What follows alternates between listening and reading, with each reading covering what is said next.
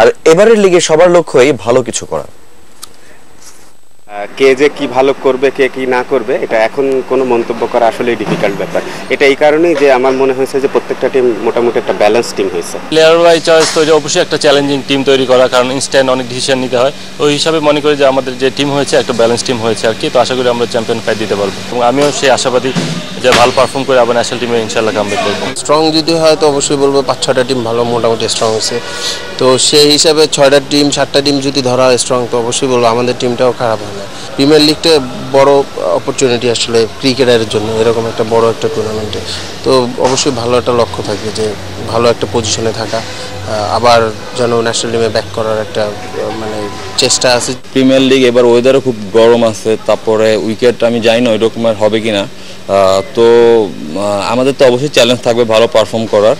তো sporting wicket যদি হয় তাহলে আমাদের জন্য খুব ভালো হবে। মাঠে গেলে যে টিমের জন্য লাস্ট টাইম রূপগঞ্জে খেলছে সবার সুপারস্টার ছিল, কিন্তু এতটা ভালো হয়নি। তো আমার কাছে মনে হয় যে মাঠে যে টিমটা ভালো করবে এটাই ভালো করার চান্স বেশি। আসলে প্রমাণ যদি বলেন, সব জায়গায় প্রমাণ করা ছাড়া এখন কোনো উপায় নাই, কারণ সে ন্যাশনাল লিগ হোক, প্রিমিয়ার লিগ হোক বা ন্যাশনাল টিমে হোক, তো সবসময় লক্ষ্য থাকে ভালো করা। এখানেও লক্ষ্য যে ভালো কিছু করবো, সেটার জন্যই যে ল্যাকিংসগুলো আছে ওইগুলো নিয়ে প্র্যাকটিস করতেছি, যাতে ওইগুলো রিকভার করে ভালো কিছু করতে পারি ইনশাল্লাহ। অনেক গরমের ভিতরে খেলার আমরা কিছুদিন যাবত T20 খেলতেছিলাম, আর এখন হচ্ছে যে আমরা 50 ওভার ক্রিকেট খেলবো। তো সেক্ষেত্রে নিজের ফিটনেসটা ধরে একটা বড় চ্যালেঞ্জ আমি মনে করি। এদিকে সিলেক্টরদের বা কোচদের সবারই হয়তো বা ফলো থাকবে, তো এখান থেকে কামব্যাক করার অবশ্যই চিন্তাভাবনা আছে এবং যেটুকু ভালো করা যায় আর কি। লক্ষ্য আসলে ভালোর তো বিকল্প নাই, অবশ্যই ভালো করা। চেষ্টা করব যে আমার পারফরমেন্সটা যেন আমার টিমের কাজে লাগে এবং আমার পারফরমেন্স দিয়ে যেন টিম একটা ভালো পজিশনে যায়। সাকিব আল হাসানের জনপ্রিয়তা বেড়েই চলছে, সামাজিক যোগাযোগ মাধ্যমে তার প্রমাণও মিলছে। ফেসবুকে সাকিবের ভক্তের সংখ্যা 8 মিলিয়ন ছাড়িয়ে গেছে। ফেসবুকে সাকিবের ভেরিফাইড পেজে লাইকের সংখ্যা 80 লাখ ছাড়িয়েছে 10 এপ্রিল। সে কারণে দারুণ উচ্ছ্বসিত সাকিব। তার ফেসবুক পেজে একটি পোস্ট করেছেন তিনি, সেখানে লেখা আছে, ধন্যবাদ সকল 8 মিলিয়ন ভক্তদের।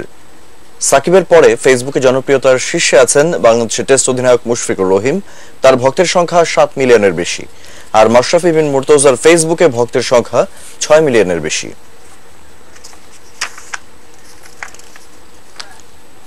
কাশ্মীরে বেড়াতে গিয়ে সেখানকার কিশোরদের সঙ্গে ক্রিকেট খেললেন বাংলাদেশ অধিনায়ক মাশরাফি বিন মুর্তজা। দীর্ঘ ক্রিকেটের সূচির ক্লান্তি কাটাতেই এই সফর, তবু ক্রিকেটের প্রতি ভালোবাসা যেন থেকেই যায় ম্যাশের। কাশ্মীরে পথের ধারে ব্যাট বল হাতে কিশোরদের খেলা দেখে মাশরাফি তার ছোট ভাই মুরসালিনকে নিয়ে নেমে পড়েন ক্রিকেট খেলতে।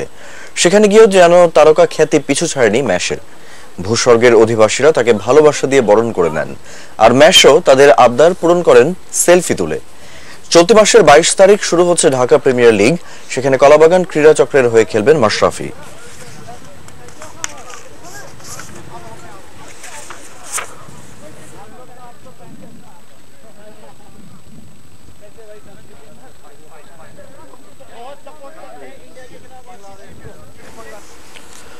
আইপিএল এর খবর। আইপিএল এ কিংস 11 পাঞ্জাবের দেয়া 162 রানের টার্গেটে ব্যাট করছে গুজরাট লায়ন্স। শেষ খবর পাওয়া পর্যন্ত তাদের সংগ্রহ 3 উইকেটে 125 রান।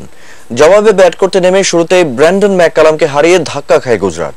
এই প্রাথমিক বিপর্যয়ের সামাল দেন অ্যারন ফিঞ্চ ও সুরেশ রায়না।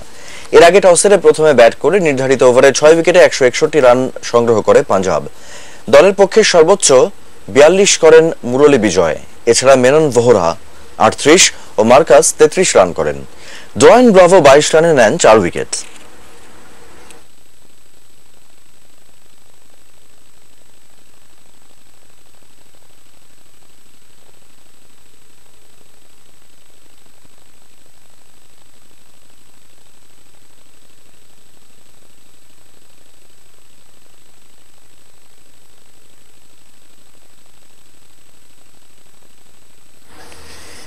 এদিকে আইপিএল এ মঙ্গলবার একমাত্র ম্যাচে রয়্যাল চ্যালেঞ্জার্স বেঙ্গালুরুর মুখোমুখি হবে সানরাইজার্স হায়দ্রাবাদ।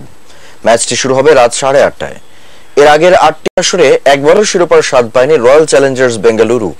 সর্বোচ্চ সাফল্য বলতে 2009 ও 2011 সালে রানার আপ হওয়া। এবার প্রথমবারের মতো শিরোপা জয়ের লক্ষ্যে ভালো দল গড়েছে বেঙ্গালুরু। বিরাট কোহলির নেতৃত্বে দলে রয়েছেন AB de Villiers, Chris Gayle, Samuel Badree, Shane Watson, Mitchell Starc, Stuart বিনির মতো তারকারা। অন্যদিকে এখনো পর্যন্ত শিরোপার স্বাদ পায়নি সানরাইজার্স হায়দ্রাবাদ। এবার শিরোপার মিশন তাদের সামনে। ডেভিড ওয়ার্নারের নেতৃত্বে দলে আছেন যুবরাজ সিং, শেখর ধাওয়ান, ইয়ন মর্গান ও কেইন উইলিয়ামসের মতো ক্রিকেটাররা। এই প্রথমবারের মতো আইপিএল খেলছেন বাংলাদেশের মুস্তাফিজুর রহমান। তার দিকে দৃষ্টি থাকবে বাংলাদেশের।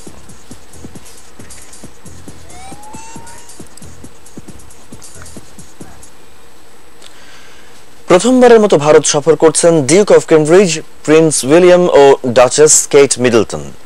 মুম্বাইয়ে সুবিধাবঞ্চিত শিশুদের সঙ্গে ফুটবল খেলে, ক্রিকেট খেলে মিশে সাধারণ মানুষদের মাঝে হয়ে উঠলেন